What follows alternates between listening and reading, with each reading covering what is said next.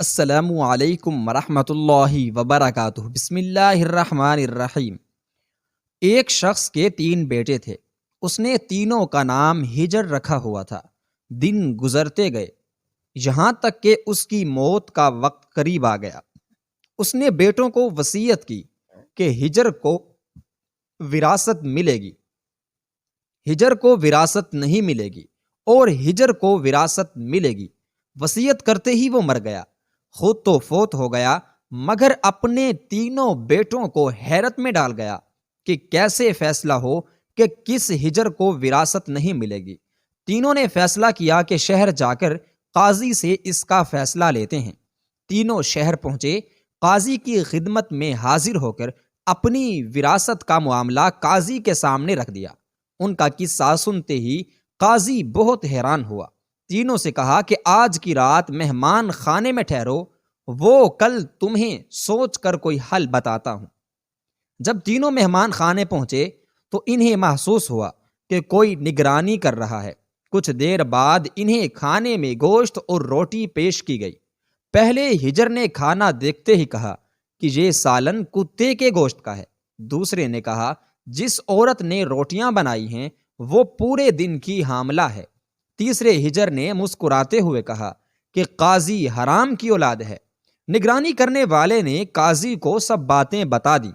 قاضی نے تینوں کو عدالت میں طلب کر لیا اور کہا کہ تم میں سے کس نے کہا تھا کہ گوشت کتے کا ہے؟ ایک بھائی آگے آیا۔ قاضی نے باورچی کو بلایا اور پوچھا۔ باورچی نے کہا یہ سچ ہے، کیونکہ پکانے کو کچھ نہ تھا، اس لیے کتے کا گوشت پکانا پڑا۔ قاضی نے ہجر سے پوچھا تمہیں کیسے پتہ چلا یہ کتے کا گوشت ہے؟ اس نے بتایا کہ گائے، بکری یا اونٹ کے گوشت کے نیچے چربی لگی ہوتی ہے، جبکہ یہ سارا چربی نما تھا جس کے نیچے کہیں کہیں گوشت لگا ہوا تھا۔ قاضی نے کہا تم وہ ہجر ہو جس کو باپ کی وراثت ملے گی۔ پھر قاضی نے پوچھا کہ تم میں سے کس نے کہا تھا کہ روٹیاں پکانے والی عورت حاملہ ہے؟ دوسرا ہجر آگے آیا۔ قاضی نے پوچھا کہ تم کو کیوں کر پتہ لگا کہ روٹیاں پکانے والی عورت 9 ماہ کی حاملہ ہے؟ ہجر نے کہا کہ میں نے دیکھا کہ روٹیاں ایک طرف سے پھولی ہوئی اور خوب پکی ہوئی ہے، جبکہ دوسری طرف سے کچی اور موٹی رہ گئی تھی۔ میں سمجھ گیا کہ روٹیاں پکانے والی عورت اتنی تکلیف میں تھی کہ ٹھیک طرح سے جھک کر روٹیوں کو سامنے سے دیکھ بھی نہیں سکتی تھی، جس کا مطلب ہے کہ عورت حاملہ ہے اور تکلیف میں ہے۔ قاضی نے اسے کہا کہ تم بھی وہ ہجر ہو جسے باپ کی وراثت سے حصہ ملے گا۔ تیسرے رہ جانے والے ہجر کی طرف دیکھتے ہوئے کہا اس کا مطلب ہے تم نے مجھے کہا تھا کہ قاضی والد الحرام ہے۔ اس نے کہا ہاں۔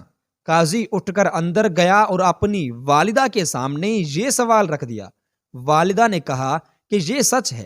قاضی نے واپس آ کر کہا کہ تم کو کیسے پتہ چلا کہ میں حرامی ہوں؟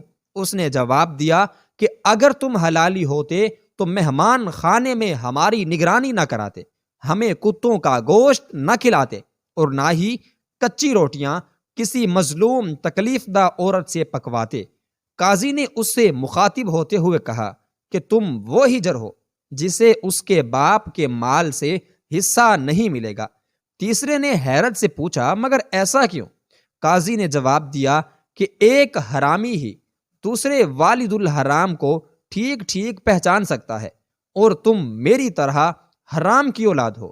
وراثت پانے والے دونوں ہجر اپنی ماں کی طرف لوٹے اور اس سے دریافت کیا کہ ہمارے تیسرے بھائی کا کیا ماجرا ہے؟ تو ان کی ماں نے کہا تمہارا باپ ایک صبح نماز پڑھنے مسجد گیا، اسے مسجد کے دروازے پر رکھا ہوا بچہ ملا تھا، اسے اٹھا کر گھر لے آیا اور اس کا نام بھی تمہارے باپ نے ہجر رکھ دیا، تمہارے جیسا ہی رکھ دیا۔